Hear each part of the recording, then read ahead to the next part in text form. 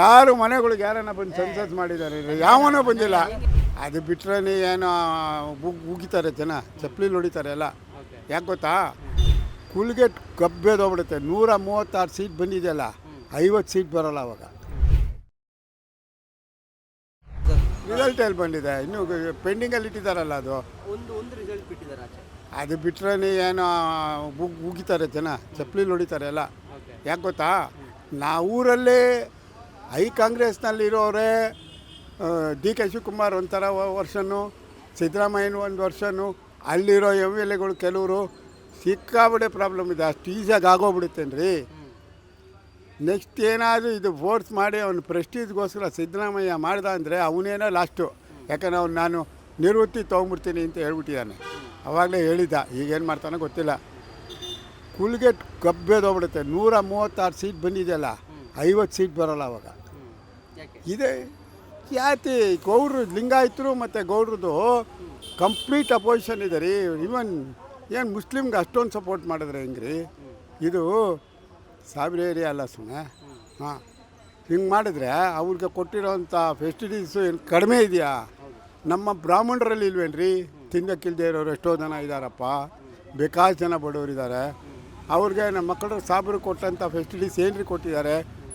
ಈ ಕಡೆ ಕಾಂಟ್ರಾಕ್ಟ್ರ್ ಕೆಲಸದಲ್ಲಿ ಹೋದರೆ ಅದಕ್ಕೂ ಕೊಡ್ತಾರೆ, ಇದನ್ನೂ ಕೊಡ್ತಾರೆ.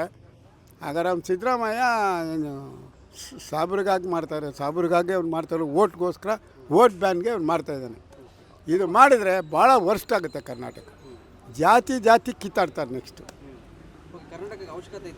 ನೆಸಿಟಿನೇ ಇಲ್ಲ. ಎಲ್ಲ ರಾಜಕೀಯ. ಅವನಿಗೂ ಅವಾಗ ಮಾಡಿಬಿಟ್ಟ ಕೋಟಿಗಟ್ಟಲೆ ದುಡ್ಡು ಖರ್ಚು ಮಾಡಿ. ಅದು ಬರಲಿಲ್ಲ. 136 ಕೋಟಿನೋ ಏನೋ ಅದು ಖರ್ಚಾಗಿರೋದು ಅನಿಸುತ್ತೆ. ಅದು ಆಗಲೇ ಇಲ್ಲ. ಅವತ್ತಿಂದ ಅವ್ನು ಪ್ರೆಸ್ಟೀಜ್ ಇತ್ತು. ಅದು 2015ಇಂದ ಅದು ಪೆಂಡಿಂಗಾಗಿ ಉಳ್ಕೊಂಡಿದೆ. ಅಂದರೆ ಏನಕ್ಕೆ ರೀ ಉಳ್ಕೊಳ್ಳುತ್ತೆ? ಈ ಪ್ರಾಬ್ಲಮ್ ಈಗೇನಕ್ಕೆ ಮಾಡಬೇಕದು? ನೆಸಿಟಿ ಇದೆಯಾ? ಅದು ಯಾವಾಗಲ 2015 ಮಾಡಿರೋ ಸೆನ್ಸಸ್ಸಲ್ಲಿ 2026 ಇವಾಗೇನು ಹಂಗೆ ಇದೆಯೇನ್ರಿ? ಎಲ್ಲ ಜನ ಇದು ಜಾಸ್ತಿ ಆಗಿಲ್ವಾ?